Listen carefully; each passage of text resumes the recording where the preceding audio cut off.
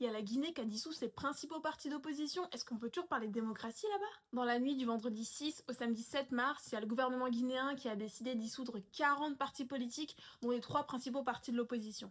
L'Union des forces démocratiques de Guinée et le Rassemblement des peuples de Guinée, qui étaient déjà suspendus, mais aussi l'Union des forces républicaines. Et si ces 40 partis ont été dissous, donc supprimés, il est clairement précisé qu'ils n'ont plus accès ni à leurs biens, ni à leurs locaux, ni à rien, ce serait parce qu'ils ne se sont pas conformés aux nouvelles règles qui organisent les partis politiques à temps, d'après le gouvernement. En gros, ils avaient plein de changements administratifs à faire et ils n'ont pas tout fait. Une décision qui a fait pas mal de bruit en Guinée et qui questionne une nouvelle fois la direction politique que prend le pays. Je vous explique tout ça. Au fait, ici, on rend la politique africaine plus accessible, donc si ce genre de contenu vous intéresse, abonnez-vous. Déjà, redonnons un peu de contexte. Depuis 2021, la Guinée est dirigée par le général Mamadi Doumbouya, après qu'il ait fait un putsch et éjecté du pouvoir le président élu Alpha Condé.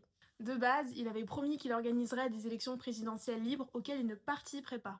Et 4 ans plus tard, en décembre 2025, il organise enfin ces élections, et les gagne. Donc il a participé.